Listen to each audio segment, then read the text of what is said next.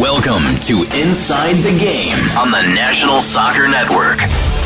Now, here are your hosts, Jonathan Turner and Nathan Wangler.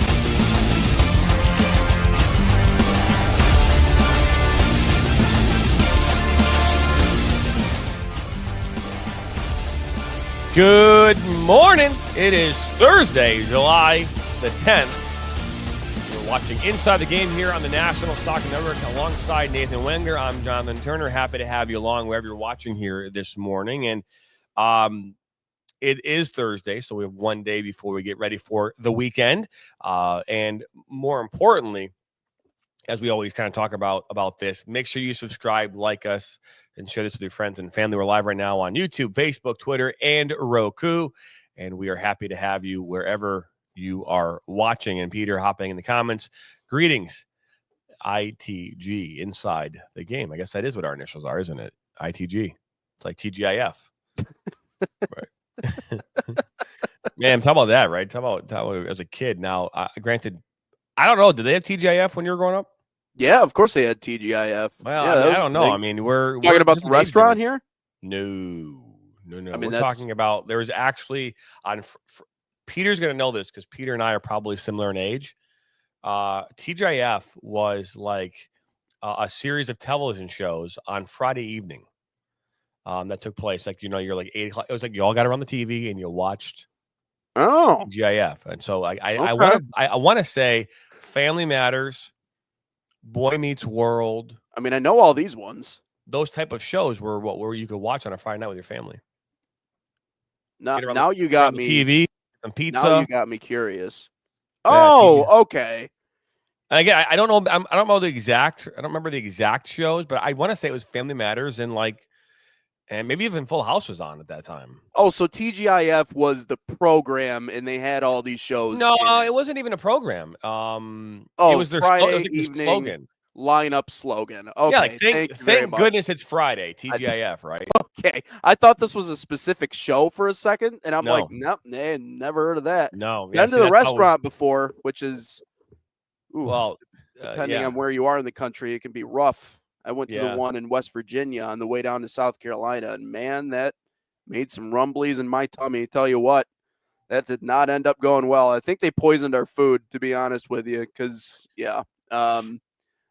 But anyways, they knew we weren't from around there. But some other places is really good though. Loved it. So obviously, what we're going to talk about is on the left-hand side of your screen, to the right or to the left of Nathan. Obviously, that's our rundown presented by Salt Athletic. We'll talk more about that relationship here in the coming days. But we're going to recap, obviously, what happened yesterday. It's always good to kind of get an idea of where we are, what we're doing. And obviously a weekend recap is completely different than that of a daily recap because we just talked yesterday and there's not a lot going on. Obviously, on Tuesday, I went to the beach with the family and took the day off. And that's why we weren't here on the air. But yesterday we got back at it with the show and we got into talking about, what happened with our TikTok post and our short story in regards to our conversation from Monday. And right after the show yesterday, our studios here in Shelby are not being used in most cases from 9 o'clock in the morning until 5 o'clock at night. And so we've been in the process of working on allowing companies, anyone who wants to have their own podcast come in and record one of their shows in our environment. And so we started doing that here the last week or so. And so far we've had some pretty good success with it. And so people are coming in and they're recording. We already had the equipment, we already have the cameras. We have a green screen, we have the technology. So if you are looking to kind of get your feet wet in the podcasting world and you just want to get content and record it, why not come into a studio like ours where we already have all that equipment and all you're doing is just paying for the time that you're using. And then so that's what I was doing yesterday after our show. And the two hosts, we were sitting down afterwards and they were like, talking about our podcast. And I was just kind of showing them kind of look and feel of it. And I was talking about how hey, we had this video that we did on Monday that, had a really good showing on TikTok and some of the short platforms. And obviously, there's no guarantee that when you post something, it's going to go and do as well as that video or, even, better or worse or whatever. And we are talking specifically about this handball. They're like, yeah, and then he looked at me, and his name was Lamar. Lamar's like, John, is this a handball? And I said, I mean, yes, it is a handball, but by the laws of the game, it would not be. And we keep talking about this, and it's going to be a conversation point and a point of contention probably for a very long time. Mm-hmm. And there's no way around that. There's no way around that. When you start talking about controversial calls, you start talking about in big time games, that that's going to be potentially an area where you could have an issue. And so and not have an issue, but have this thing over time where it's like, you're going to have a lot of conversations about it. And it leads me to asking this question. What is the most controversial call in any sport of all time? We think about it, right? How many sporting events, and more importantly, how many of those sporting events have had a controversial call? I think you can argue there's a controversial call or non-call in every game, in every sport. But what are the most controversial calls? And I think tomorrow we should dive into that. I think tomorrow that'd be a great show to talk about what are the most controversial calls of all time. I got a few already. Yeah, I'm sure you probably do. I mean, there's quite a few. I mean, I can look back at moments, and again, I don't know if does it matter too from the standpoint of like historically, does it matter what type of game it was? So like, is it Game 7 of the World Series? Is that call worse than the call in the bottom of the 7th in Game 3 of a of a 3-game set in early part of a season? Does that matter?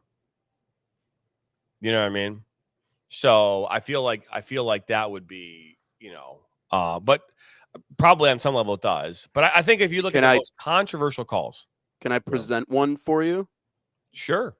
Okay. Skip Friday and just go right to it. I'm sure. I just got one. Okay. I'm not going to dive too far into the weeds on this, but may I introduce you to Mr. Armando Galarraga? Yeah, that was rough, man. I mean, this call literally ushered in a new era Ground ball, right side. of replay review in the game of baseball. Galarraga covers. He's out. No, he's safe. He is safe. So we don't have to go through the entire call. I mean, you just saw it right there. But anyways, it ruined what would have been a perfect game. Keep in mind, there aren't many pitchers in the history of the game that have had perfect games. He would have been a part of a small group of players. I'm not even quite sure how many games. Let's see. 24. So he would have been one of those members of that list. And like I said, it's so up there. And yeah, Peter even comes in here with how about controversial umpires? Well, yeah, I mean, he was certainly one of them. Jim Joyce, not that he was a controversial umpire, but he just made a bad choice, man. He missed the call, and that call specifically, and that's why I'm interested about the handball, because a lot of the comments that we got underneath that said, boys, it's time to move on, sore losers, all this other stuff. We took a critical look at it and we were talking about it, right? Welcome to being a member of the media, guys. Like this is what happens. Okay. When something relevant happens that impacts the outcome of a game that everybody was watching, we're going to talk about it. That's how it goes. Right.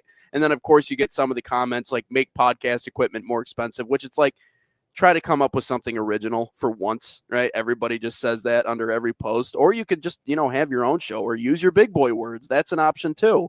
But a call like that is not just for that moment. People aren't just going to drop that. That's going to be looked at. It's going to be scrutinized. It's going to be, it's going to come up in conversations in the future when you talk about revising that rule. And I know that rules get revised. Like that is the evolution of sports. We even see that in other sports too. Eventually you have to take a look at the rule book and come up with decisions on how things should look and how things should change and how things should be. And a call like that is going to be front and center in the mind when we talk about if there is ever going to be a change to what exactly a handball is, and so but that's the baseball example of it with Jim Joyce. I mean, that single play right there. What's up, Michael? Michael hopping in as well. What's up? Good morning. That single play right there changed the entire complexion of the game going into the future, because that essentially introduced replay review. Like baseball was like, okay, we don't really have an option anymore, because not just for Armando Galarraga in that part, but also for the umpire, also for him in that moment, for Jim Joyce, because that would help him be able to switch that around. And all of a sudden now he's not known as the guy that ruined what would have been the 25th perfect game in baseball history. So it's interesting to me. And I know we got VAR and we got other stuff that's obviously helping out referees in soccer, but you could also talk about the introduction of AI too. I mean, like, there's a lot of stuff in our world that's becoming automated, and sometimes you think the one thing that these leagues or these are trying to remove from their product are the controversial calls, or the moment like that. Now, I think they have their part in sports history. I think it's always interesting to talk about it, and that'll be a really interesting topic for tomorrow. But, how far can we go with automating certain things before we take the human element out of it? Because we even see it in the All-Star game. They're going to test out the ABS system, automatic ball strikes. I mean, eventually we're going to get to robo-umps. Now, I don't know what that looks like in soccer. I mean, it's certainly more of a simple game than a lot of than baseball. And, there's a lot of snap decisions in baseball when it comes to balls and strikes and everything else like that. Soccer, I think VAR is a good system, but who's to say that AI doesn't seep into that world too? So it's a little scary in my mind, but I don't know, controversial calls are always fun to talk about at the very least. Yeah, I think that one, if we didn't talk about this enough, we should have probably talked about it on Monday, is that, and I think I did mention this, that VAR didn't, again, the referee in soccer today can be, I mean, basically, taking, whatever his decision was, he can be off the hook, right? I mean, yeah. You miss a call, you make a call, and VAR is going to come in and say nope or yes. It's going to confirm it, or it's going to say no, you got that wrong. And to be fair, referees now are being trained to, in a lot of cases, to not do something and wait for VAR to take over. If you look at the NFL, we used to have referees who would blow the whistle way too fast to end a play, and it would negate the ability for that play to be even reviewed in the first place because it came to an end.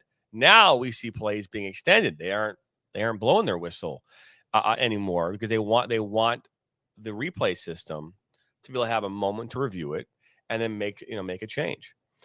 It's crazy because I know I feel like I'm maybe being pixelated right now. I don't know if am I pixelated right now? No, I don't see it on my end. It just shows my internet is bad, but I'm sitting here going, my internet is unbelievable. So it's like, I love how it does that. But anyways, the greatest. But I know, right? It's like, but anyways, the way VAR was designed is to get it right.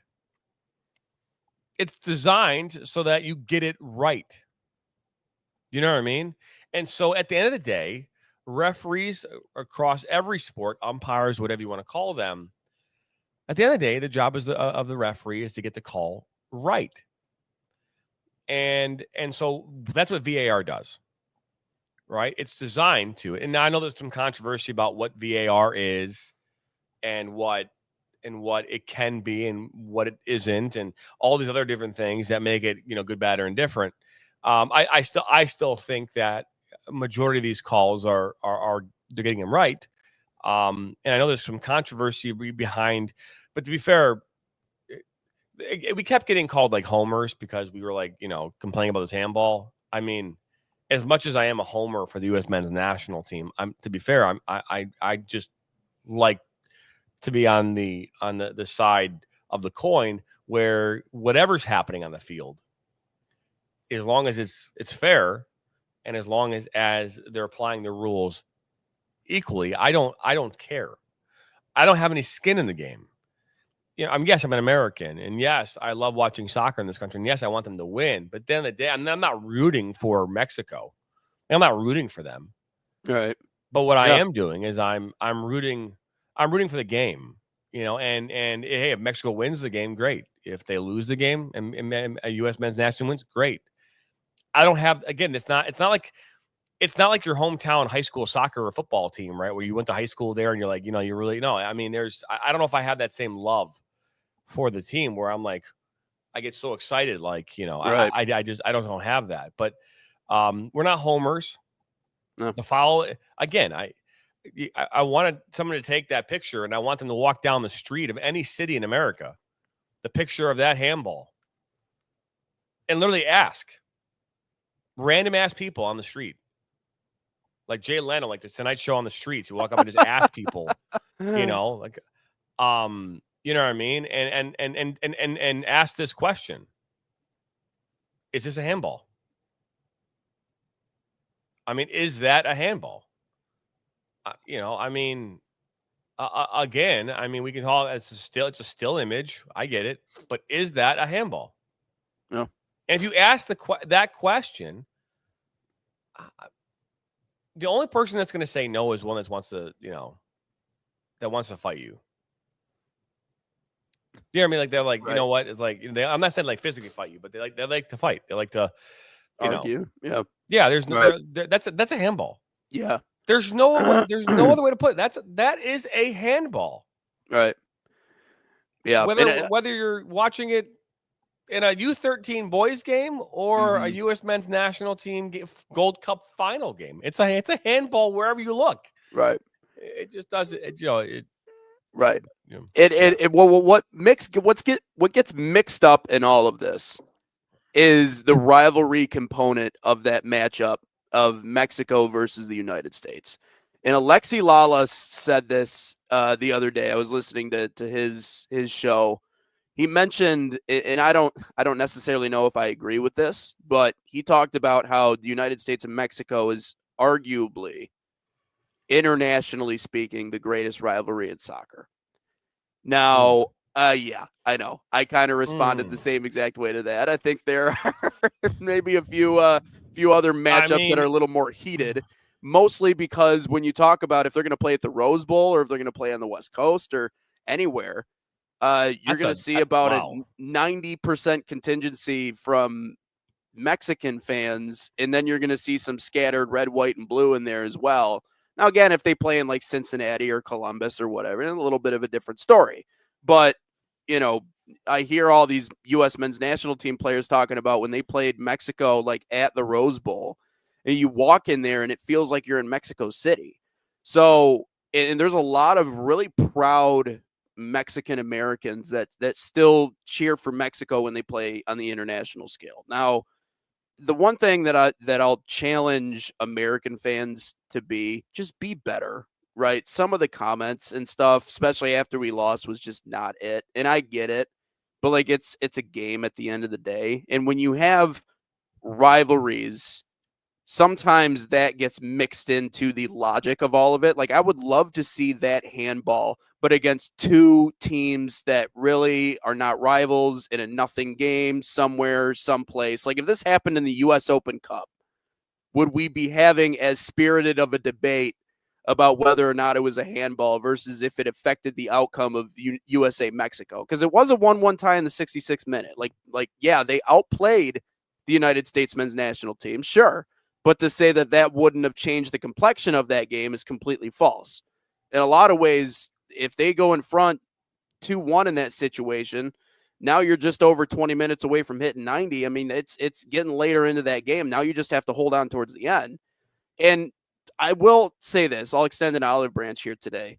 To the Mexican fans, this game meant a lot more than just another soccer game. I even think, to me, it goes a lot deeper than the Gold Cup. Like, it's not necessarily about winning the championship or just beating the United States.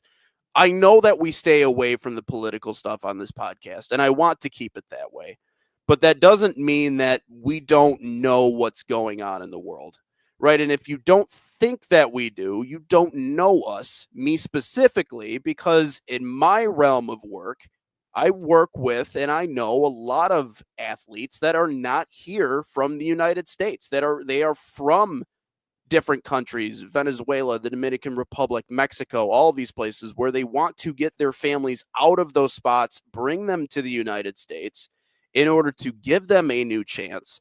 And now, with everything else that's going on in our country right now, there is a level of fear. There is a level of, you just don't know, right? You don't know what might happen when tomorrow comes. And some of them aren't leaving their house. There's a lot of stuff going on there. So I understand why this rivalry kind of took on a little bit of a new fevered pitch this year, if you will. I think it should be called the Gulf of Mexico for whatever it's worth. But, it's just always been that way. I don't understand why that's a talking point, but I get it, why it is so heated. But sometimes when that happens, people forget to look at things objectively. And that's why when we get the comments about keep crying, it's like, no one's crying. I don't understand what you mean by crying. I didn't cry after the match. I didn't cry during the match when it was over. I've yet to cry. It's the Gold Cup, guys. I mean, we already set this tone leading up to this tournament, and even going through the tournament, and the United States was winning. Everybody's like, "Oh, it's a Mickey Mouse tournament. You guys aren't proving anything." Well, then you beat that team, and now all of a sudden it's like you won the Super Bowl. I get it. Okay, I get it. It's the atmosphere that's surrounded that game more than just the game itself. But you have to be able to look at moments like that objectively. You can't look at it through the lens of I am a fan of this, that, or the other thing. And that all goes back to the fact that people listen to the first 4 or 5 seconds of a clip and no more because they heard what you said to begin, right? The hook. And then they heard nothing else that you said after that, right? Because you get this emotional response and this, that, or the other thing. Good for business. But, you got to watch the whole thing. But that's why it gets murky. Because when you add in the rivalry component of it, when you add that in, then all of a sudden people maybe forget how to look at things objectively. Now, to the point of Alexi Lala saying, is it the greatest international rivalry? Listen, if it's someone that's played in it, so he understands the passion behind it, I do think it's one of the better international rivalries. Those two teams haven't played anybody else more than they've played each other. And I can tell you from being in places like Laredo, Texas, and other areas that are close to the border, like every bar, every restaurant, they're all filled up anytime they play the United States. So it means a lot. But sometimes I feel like it means a lot more to one country than it necessarily does the other. Yeah, I don't agree with Alexi on that. And again, I mean, we can argue that it's one of the greatest rivalries maybe in North America, right? In CONCACAF, but to say, across the world, maybe you could argue it's top 5, top 10. I'd have to really dive into the rivalries on the international level. Now, if you're talking a domestic level, I don't know if you can consider it domestic, so it's going to have to be international. And again, I don't know what you consider international because again, you could argue that a Champions League, right, where you've got a Chelsea playing an FC Barcelona could be a thing, right? So is that count as a? So I think we need to really dive into that to really have a clear understanding of what he means by that. But I think that. That's why I asked this question about most controversial calls, because there's a Gold Cup final different than a Mexico-USA friendly takes place in September 2019, right? Those two games, they don't have the same value, right? So does this call on Sunday, does it cross the threshold because of the environment, right? The Galarraga environment was not a playoff game. It was a regular season matchup. When he lost his perfect game, right? And so, if that was happening and I don't think it loses its value, that's a very significant moment where you can pinpoint and say that call directly impacted the outcome of a perfect game, which only 24 have ever happened in the history of Major League Baseball. So that is a very, very defining moment in controversial calls. Had that happened in a playoff game, it would only add to that value. I don't think it diminishes it, though. It would just be another layer, right? And so I think that's an important thing to acknowledge. I think the problem is, and this is something that I'm glad you start talking about it, is that yes, right now we live in a world, specifically here in the United States, where a lot of things are happening, and they have a lot of impact on a lot of communities. Do I think it's all warranted for people to scream from the top of their lungs? No, I don't.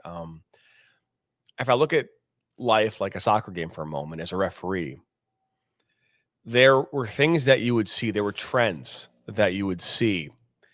And those trends could be maybe players losing their cool and yelling back at you a lot. There were trends where you saw players, fainting, diving, right? Diving and making it look like they were going to get a penalty kick, and obviously it wasn't a foul. And so there were these things as referees that we would have conversations with leagues and within our own circles that said, hey, we need to take an approach to this that helps reduce these events from happening. Right. And so we come up with things like, hey, there's zero tolerance for dissent. Right. Back, and I don't remember how many years ago it was. I want to say it was 2014. John Benowitz, who was a referee here in Michigan, I talked about this on the show before. He was punched in the face and killed basically instantly at a soccer game in Livonia. Had kids, a wife, and lost his life over a men's soccer game. Just so stupid. Had no meaning behind it. And we as a referee community had a zero tolerance approach to any dissent. We were like, we're not going to allow any dissent on any level. And so you come up to me and talk back to me, you're getting an immediate yellow card. There's no warning. There was yellow card, yellow card, yellow card. Now, in most cases, that wasn't fair. The goal of it is that you're trying to change a behavior. So you're trying to change this mindset that what you're doing or what has been happening before this needs to change. And hopefully the threat of a yellow card coming out right away would make a player, a coach, even a parent think twice before, moving forward with the dissent. And you can argue all day long about this country and all the things that are happening, immigration, all this other stuff. And if I look at it from that perspective, there's a lot of things that are broken in this country. A lot of things that are just broken. And how do you fix them? Right? How do you fix them? Right. And I think the biggest problem that we have in this country is that we have put so much emphasis on the fact that we're going to let politicians be the ones to do it. Right. That's great. And we vote, but let's be honest. I mean, I've been around in my life. I'm 43 years old. I have yet to see anything of impact from any politician in the history of my life. Right. So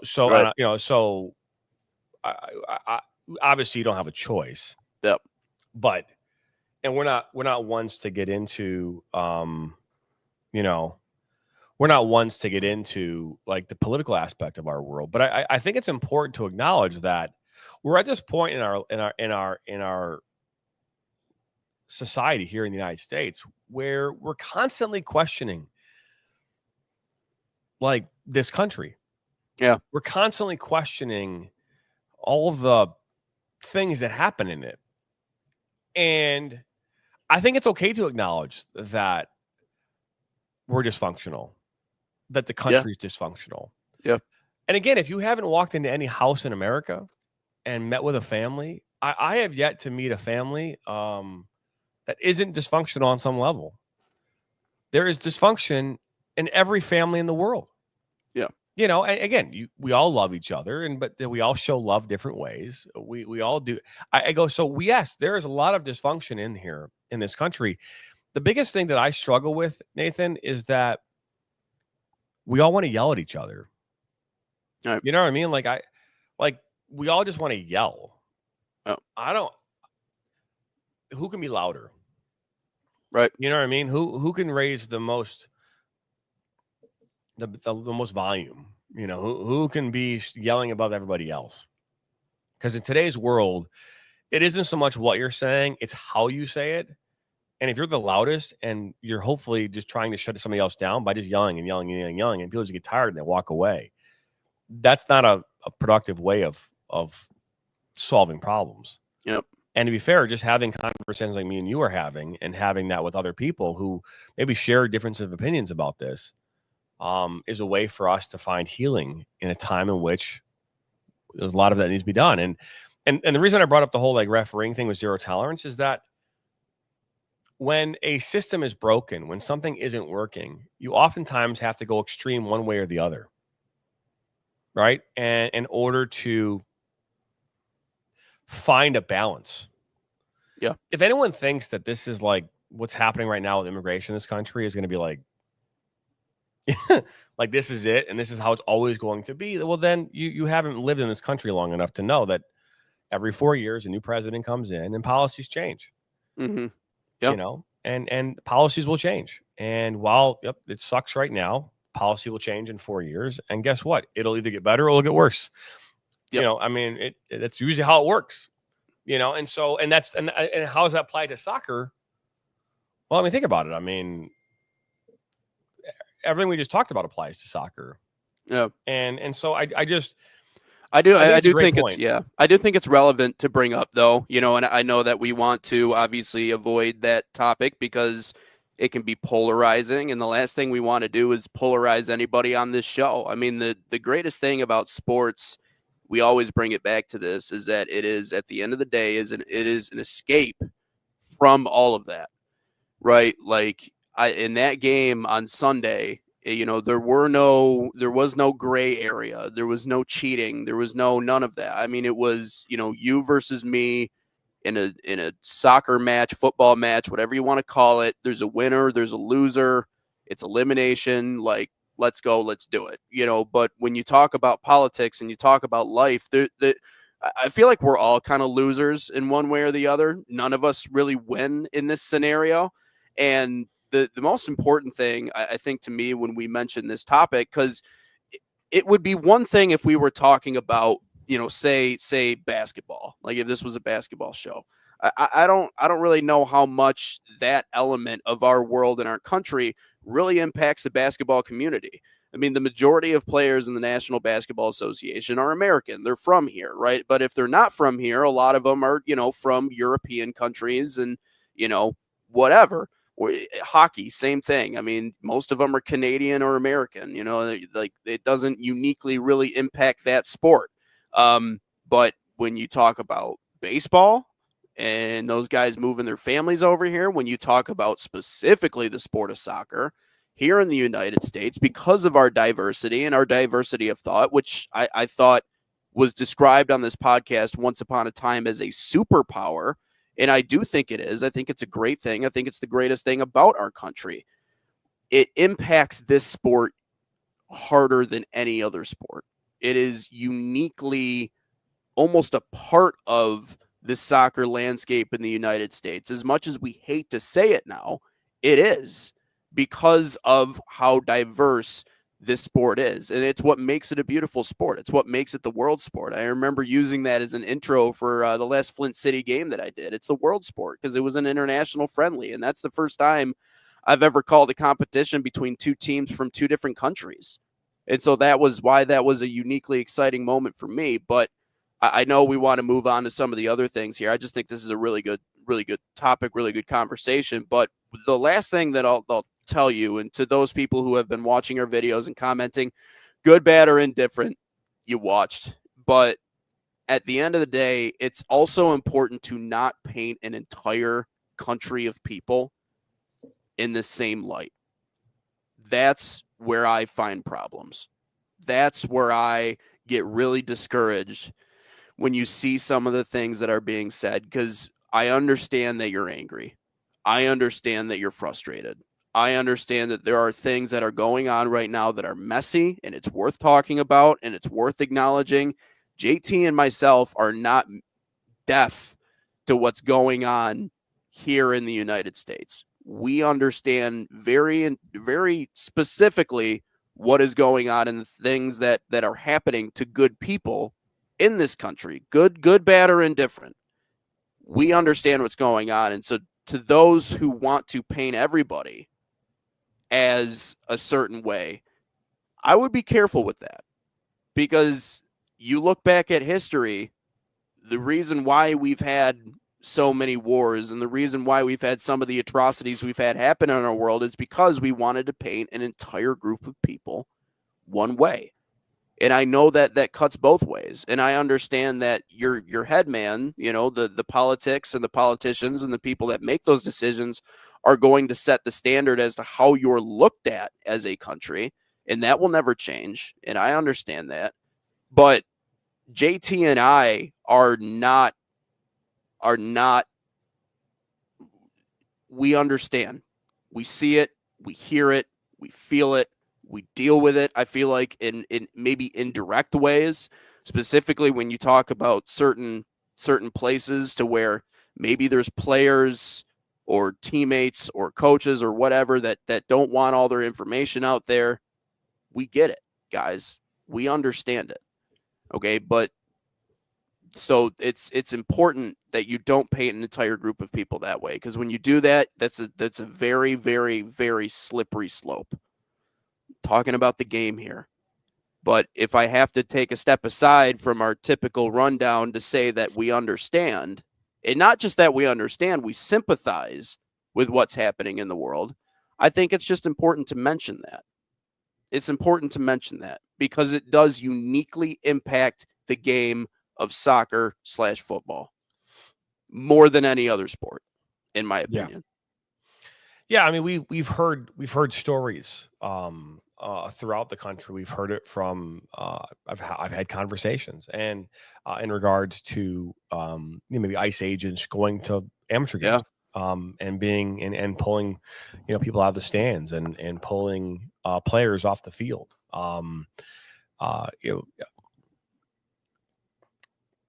Again, there's a lot of different ways to look at these situations for what they are. I don't subscribe to the same philosophies as a lot of the politicians out there. I do, and I don't want to get into, that aspect of this, because I think it's important that we steer clear of that. I think being on the right side or the wrong side, that's all an opinion, right? What is the right side? What is the wrong side?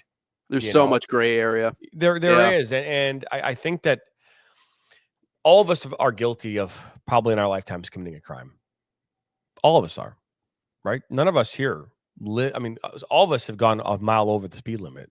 That's technically, you can get a ticket for that. I mean, now most cops aren't going to pull you over for going over a mile over, but most of us have, sped. Most of us have done that, and so maybe we forgot to renew our tabs on time, or we didn't have our insurance information on us. All of those things on some level could be not criminal, but you're breaking some kind of a violation. None of us here are perfect. So I think that first and foremost, we should acknowledge that. I think all of us are guilty of sometimes not thinking, but talking before we think. Yeah. I'm very much guilty of that. I do it all the time. And I may apologize for sometimes doing stupid stuff and saying stupid stuff, but that's kind of my personality. I oftentimes say things before I think, and it's gotten me in trouble. I've gotten way better with it, by the way, which is great, especially in the last 4 years on these microphones. But I'm guilty of doing that. We all are. Again, we've gotten lazy as a society. Right. We watch a 5-second video. It's actually in total is like almost 60 seconds, but we watch 5 seconds and we comment. Mm-hmm. And that here lies the problem.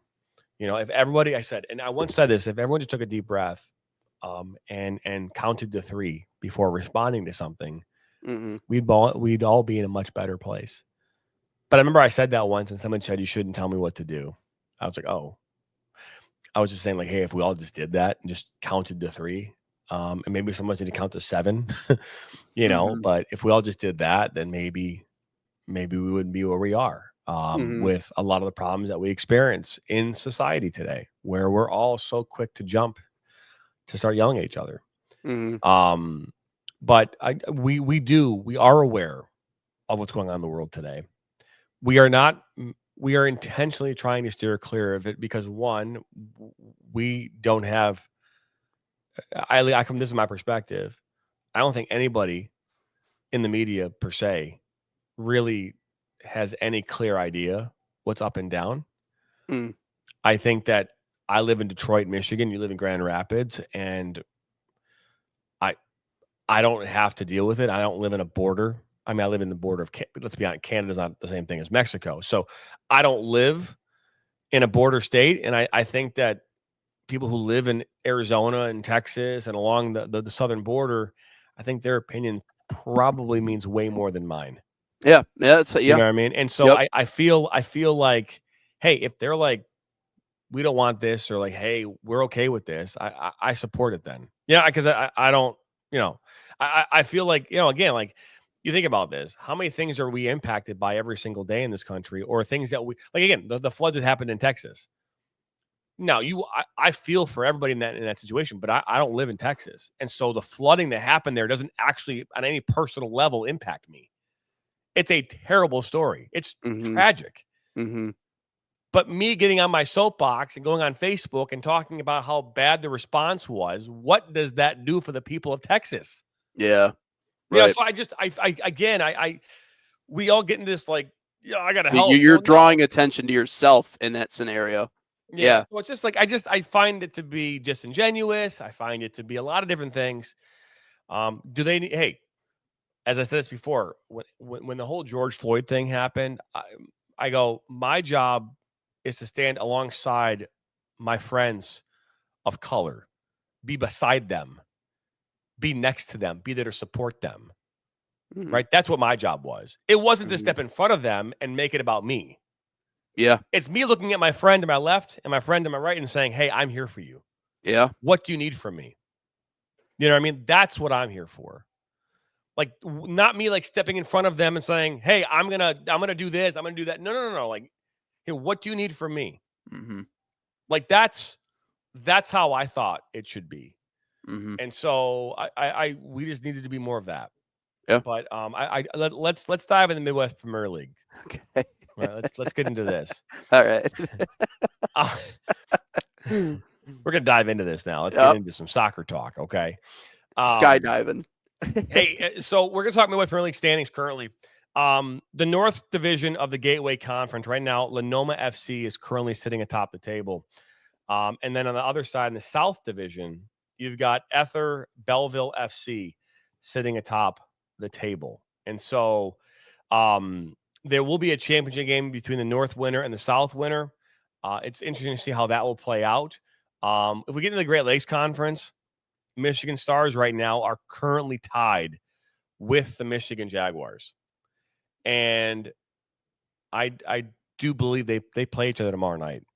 So tomorrow night, Jaguars and Stars live on the National Soccer Network. Boom. Will determine who is in first place for that East Conference. Okay. On the flip side, Goshen City right now and Holland Rovers are both tied for first place. Lansing Common FC is right below them. Now, guess what game we have on Saturday? We have Holland Rovers playing Goshen City. Ooh. Okay. So that game is on Saturday. So we literally, both of those games will be on the National Soccer Network, right? So it's like, we have some really good games, some deciding games coming up here. The winner of that game, I believe, will win the league, right? So it's like, again, that's like big time games. So those games will be available on YouTube and Roku. The Heartland Conference, you got your Division 1, Division 2. Adria Chicago and Chicago House AC currently tied for first with 17 points. Right behind them is AFC Roscoe. And then on the Heartland Division 2, Edgewater Castle FC currently has a 3-point edge over Chicago Ghost FC. And so there is your Midwest Premier League standings.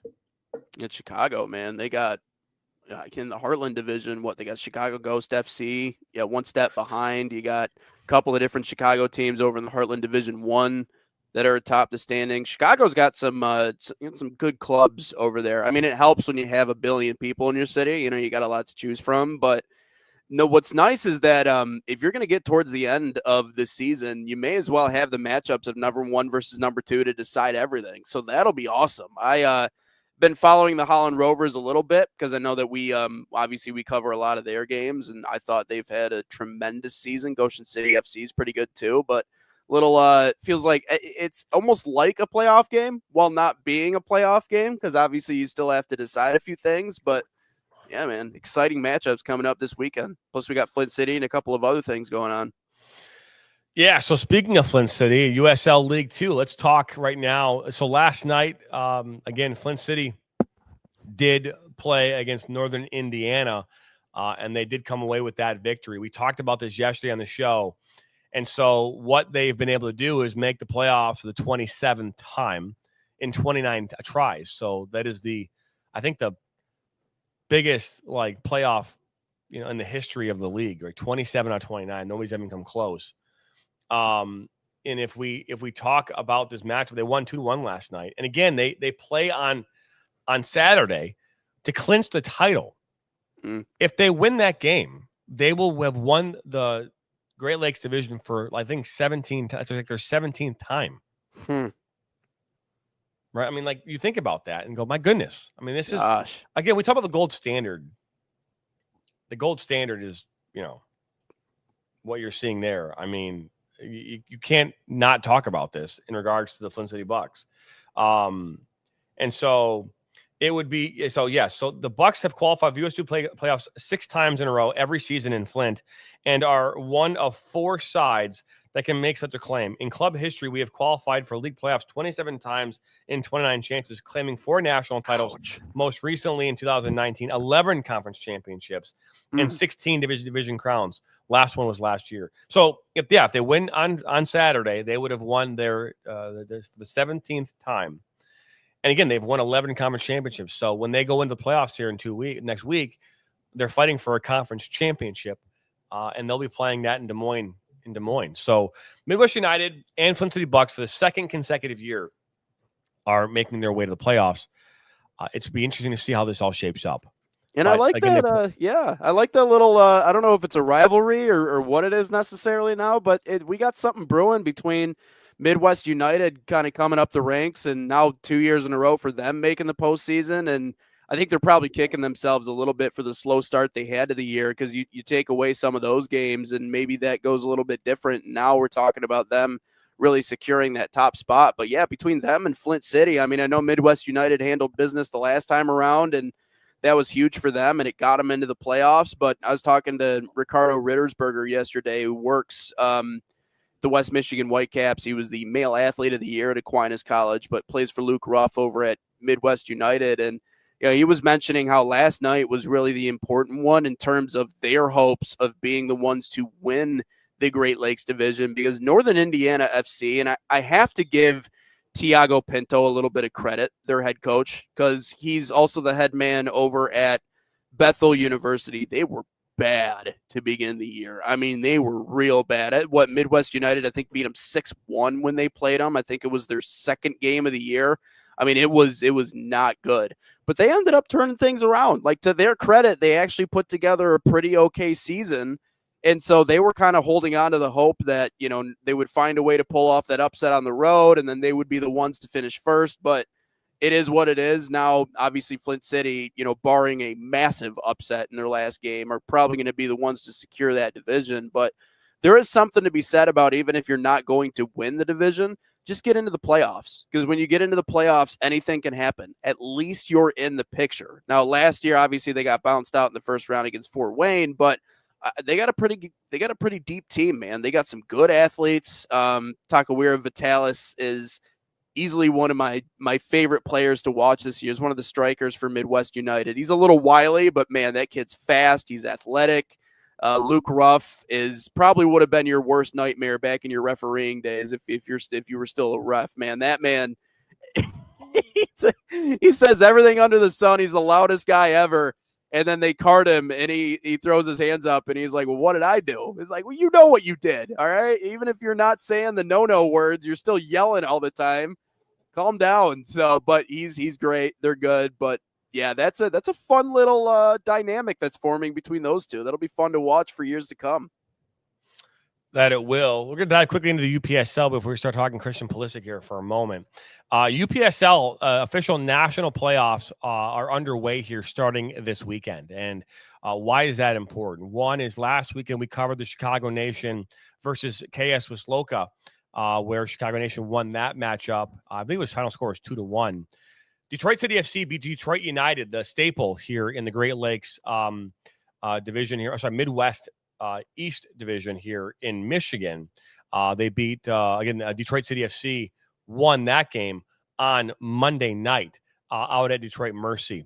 And this coming Sunday, July the 13th, Chicago Nation will travel into Detroit Mercy, Detroit City FC 2 in that matchup of the round of 32, or a chance to move on to play Foot Ohio or New York Shockers.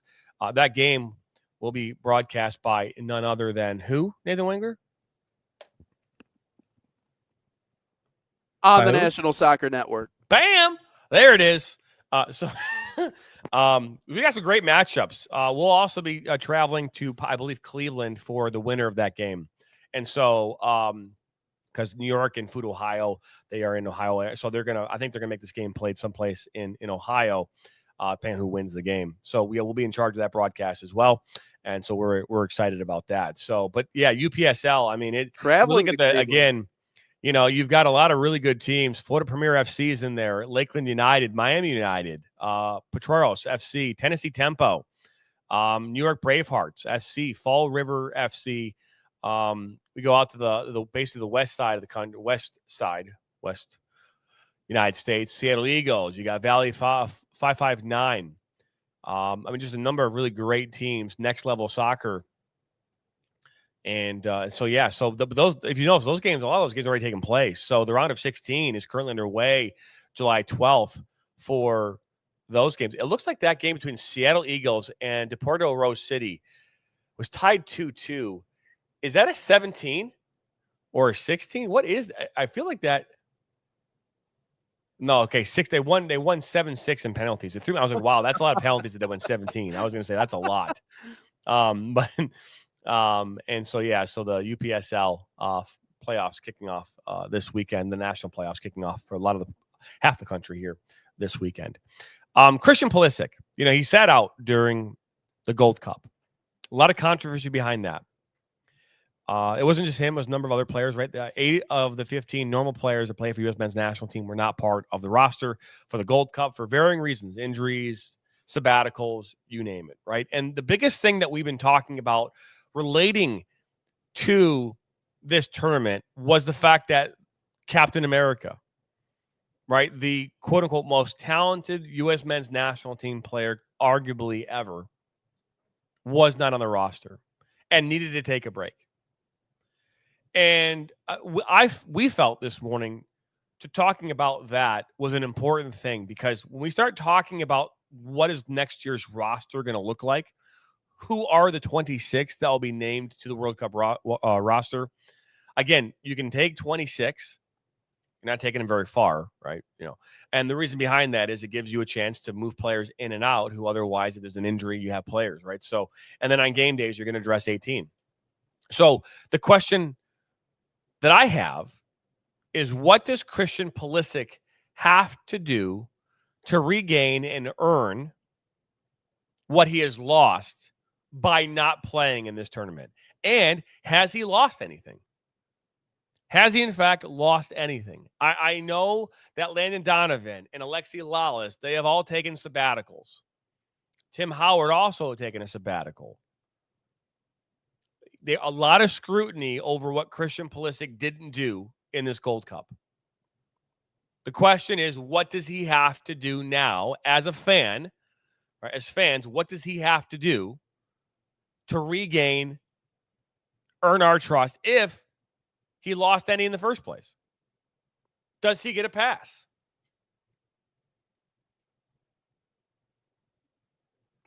I think he wasn't the only one. And so I think it's important to keep that in mind.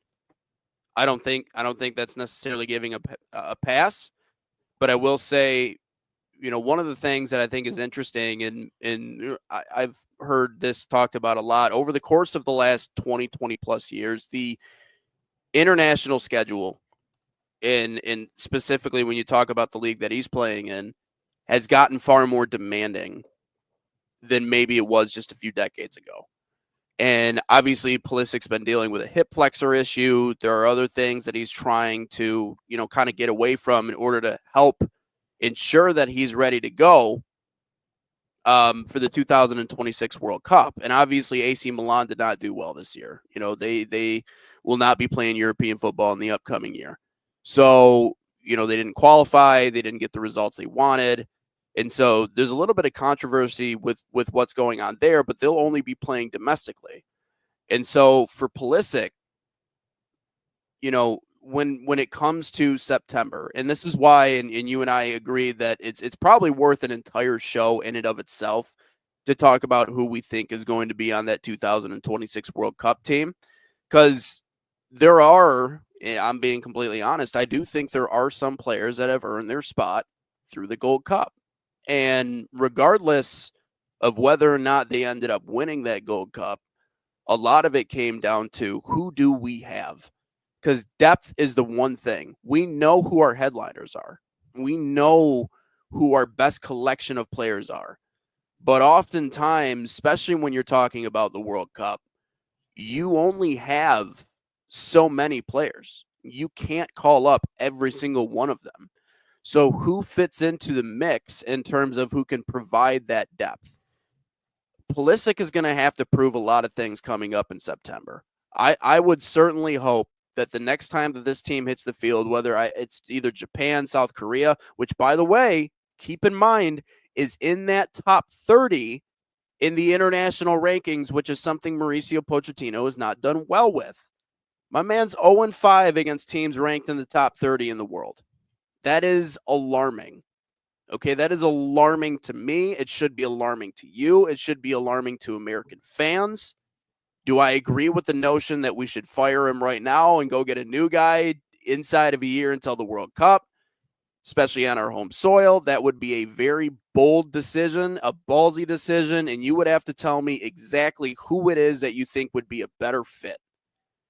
But Christian Pulisic, Balogun, if he's back, and Weston McKennie, Matt Turner, if they decide playing him over Matt Freese, all of these players that were a part of that 2022 World Cup, that's why we're looking forward to September, because now's your time. If you wanted to take the Gold Cup off, I get it.